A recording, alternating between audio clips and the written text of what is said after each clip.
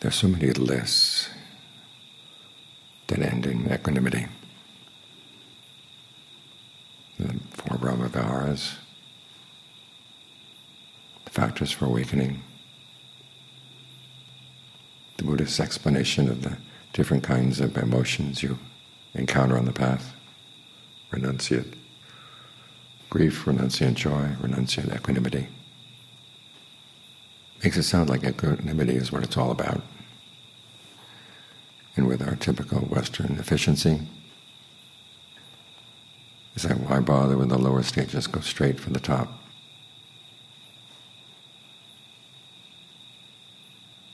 But those quote-unquote lower stages are really important, because there's the kind of equanimity that the Buddha doesn't praise, what he calls household equanimity. That's what people usually start out with. And if they don't develop anything else, that's where they stay. Learning just to accept the fact that things are inconstant, stressful, not self. Things have to change. So you tell yourself not to get worked up about it. And we do have to use some of that kind of equanimity on the path.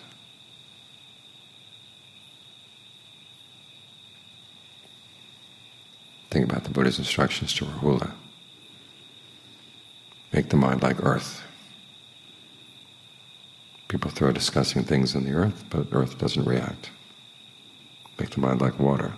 You can use water to clean dirty things away, but the water doesn't recoil. Make the mind like fire. Fire can burn garbage. It does seem to be upset by the fact that it's burning garbage. Make the mind like wind. Wind can blow clean things, unclean things. It doesn't make a difference. But the Buddha's meditation instructions didn't stop there. He went on to explain all 16 steps of breath meditation, which are very proactive. You learn to breathe in ways that give rise to pleasure, breathe in ways that give rise to rapture. Train yourself to be aware of the whole body. Think of yourself as being like a bathman who's working water through a ball of bath powder. Same way when there's a sense of ease, well-being, rapture you feel with the breath, you let it spread throughout the whole body. So there's no part of the body that's not saturated with that sense of ease and well-being. This doesn't happen on its own. You have to work on it.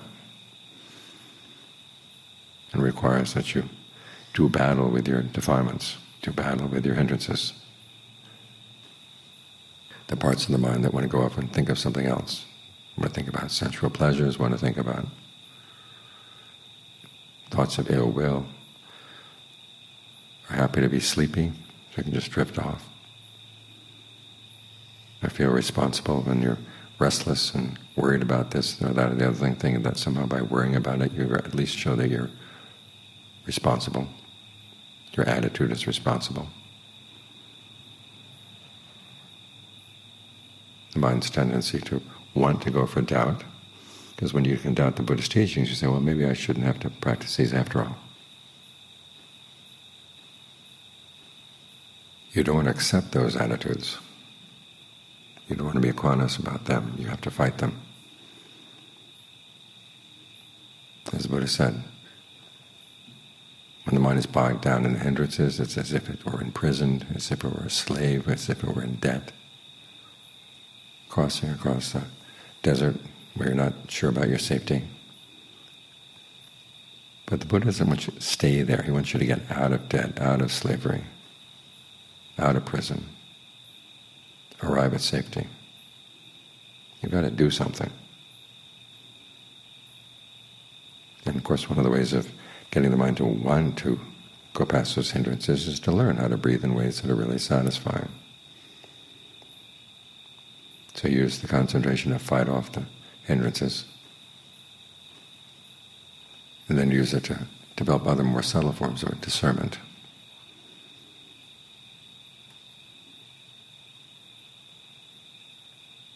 When the mind has come to discernment, the discernment that comes as you peel away layers of fabrication of the mind, then you can arrive at equanimity. But you don't stop with equanimity in the practice of concentration. You use that equanimity to look more carefully into the mind, to see the more subtle defilements that come up, that are apparent when the mind gets really still like this. So equanimity is not the goal.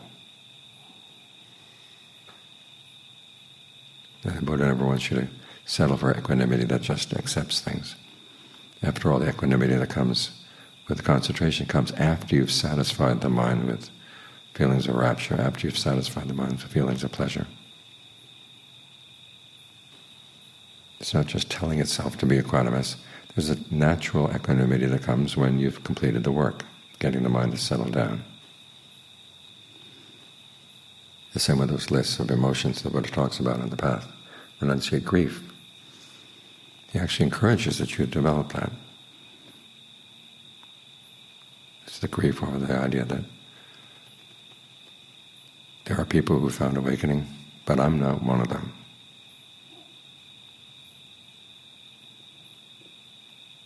And that grief is meant to motivate you. The fact that there are people who have done this means that it is possible. This was grief with hope of getting out of grief.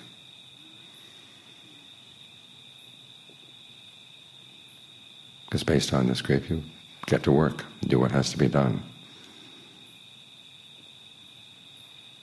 And you've trained the mind so that it does gain the joy that comes with insight. Again, this insight is based on concentration. You've got to do the work. Fighting off the hindrances, getting the mind to settle down. So you can begin to gain insights into the mind, and those insights free you. It's the sense of freedom that comes with those insights that gives rise to joy. And then when there's the satisfaction that comes with that joy, then the mind can have a sense of equanimity, in the sense that it doesn't need anything more. Because there's equanimity that goes beyond the equanimity of concentration. And that's when the equanimity that comes when the mind realizes that it's free from all the defilements. It's equanimity that comes with the deepest happiness. So again, you don't just go straight to equanimity, you have to do the work. So your equanimity is well nourished and comes from a sense of a job that's completed. As for the equanimity in the Brahma-viharas, the Buddha doesn't say just go straight to equanimity. You have to start with goodwill. There's some people for whom it's easy to feel goodwill, other people it's not so easy. You don't just tell yourself, okay, goodwill, goodwill, goodwill. You have to think about, why do I have trouble thinking thoughts of goodwill for that person? This way you begin to understand some of your unskillful attitudes and learn how to fight them off.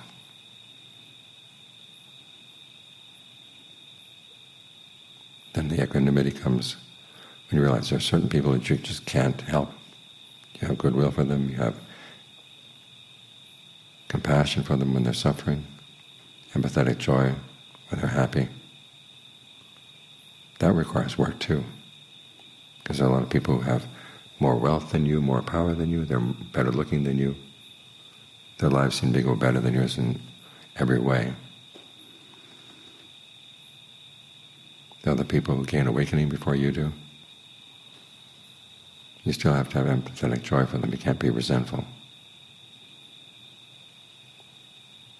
It's a test case for your goodwill. You say, may all beings be happy. Well, here are people who are happy.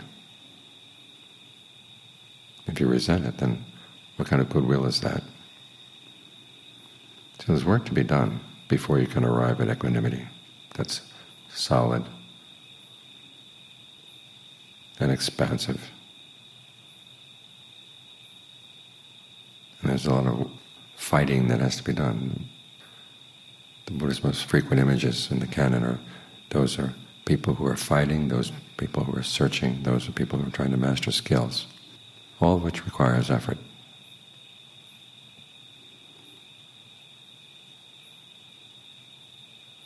So it's good to remember that we are here battling with our defilements. And we have to adjust our attitude as to what it means to be a warrior. Nowadays most warriors say, well, just bring in a lot of firepower.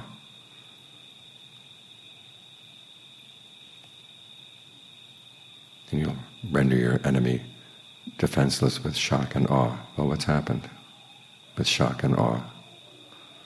Just builds a lot of resentment.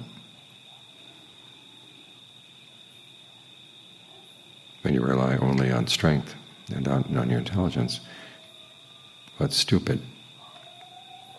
If you really want to win a war, win a battle, you have to think strategically. You have to understand your opponent. In this case, you have to understand your own defilements. What is their allure? Because that's what keeps them going. And how can you counteract that with finding something else in the mind that has even greater allure, that's on the side of the Dhamma? It requires that you strategize, you think.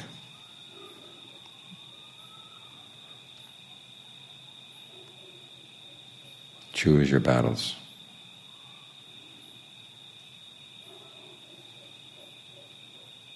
So we're not just here to accept whatever comes over on the karmic screen. We're to see what's wrong with what we're doing, how we can change what we're doing, so we can do it better.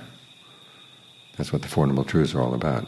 If you think of the three characteristics as being the Buddha's most important teachings, they do tend to take you toward equanimity, in the sense that, well, I've just got to accept the things that are in cause and stressful in that self. I can't get a permanent happiness, so I've got to accept, be content with whatever I can get.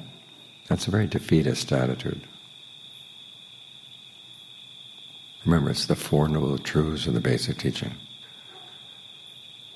I point out that you're doing something wrong, but you can learn how to do it right.